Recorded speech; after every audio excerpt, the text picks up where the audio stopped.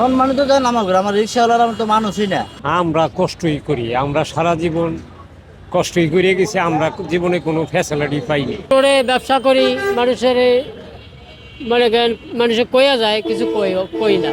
বৈষম্য বিরোধী আন্দোলনের 1 বছর পেরিয়েছে ইতোমধ্যে, গড়ে উঠেছে বৈষম্যহীন নতুন এক বাংলাদেশ।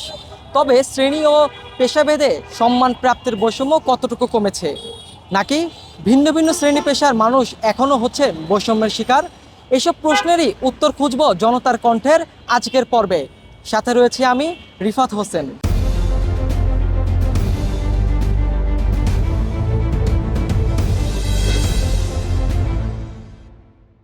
সম্মানিত দেন আমাকে, আমার রিক্সাওয়ালার আমি তো মানুষই না। আমি তো রিক্সাওয়ালার মানুষই মনে করে না বর্তমান। যেটা ধরো উপরে ভাড়া হয়তো যদি 20 টাকা ভাড়া, যদি 5টা টাকা বেচা হয় মার শুরু করে দেয়।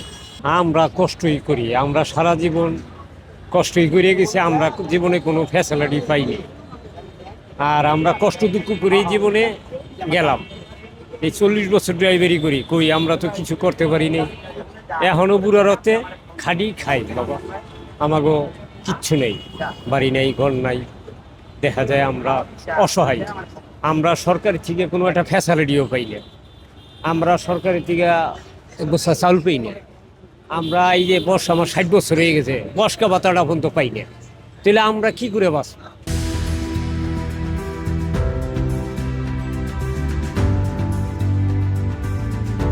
আসলে বৈষম্য তো সবসময় থাকে। আল্লাহ তাআলা বৈষম্য সৃষ্টি করছে মানুষকে বোঝার জন্য। শ্রেণীবিন্যাস না থাকলে তো মানুষের ভালো মন্দ বিচার করা যেত। কিন্তু আমাদের দেশে তো তার উল্টো হচ্ছে। স্বার্থের জন্য, দুনিয়ার জন্য একে অপরকে অপরের সম্পদ লুণ্ঠন করছে। আজকে আমরা উপর থেকে নিচে মন্ত্রী, আবার প্রধানমন্ত্রী থেকে একজন সাধারণ লোক, যে চৌকিদার পর্যন্ত সবাই আজকে দুর্নীতিগ্রস্ত। আমি 3 আগস্ট ও 4 আগস্ট ও 5 আগস্ট 5 আগস্টের যে 3 আগস্টের যে ঘটনাগুলো ঘটছে, সেই ঘটনাগুলো কিন্তু জ্বালানি ব্যবসায়ী অথবা এই চাকরিজীবী সরকারি তারা কিন্তু রোডে নামেনি।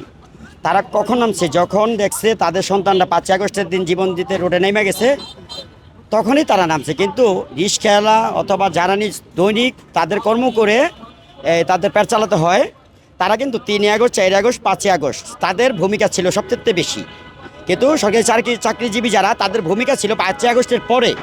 কিন্তু ওই জ্বালানি প্রতিদিনের রিজিক প্রতিদিন তারা কামায়, ওইটা যদি না আনতে পারে তাদের ঘরে খাওন থাকে না। তারা এখন সে প্রাধান্য পাচ্ছে না, যে প্রাধান্যর জন্য স্বৈরাচারী এই দেশের থেকে চলে গেছে। কিন্তু এখনও প্রাধান্য পাচ্ছে কার? একটা শ্রেণী। সাধারণ জনগণের যে প্রাপ্যটা দরকার ছিল, এটা এখনো জনগণ পায়নি। যেমন একজন রিক্সা চালকের যে সম্মানটা দেওয়া দরকার, সেই সম্মানটা এখনো দিচ্ছে না সঠিকভাবে। একটা মুচির যে সম্মানটা প্রাপ্ত, সেই সঠিক সম্মানটা পাচ্ছে না।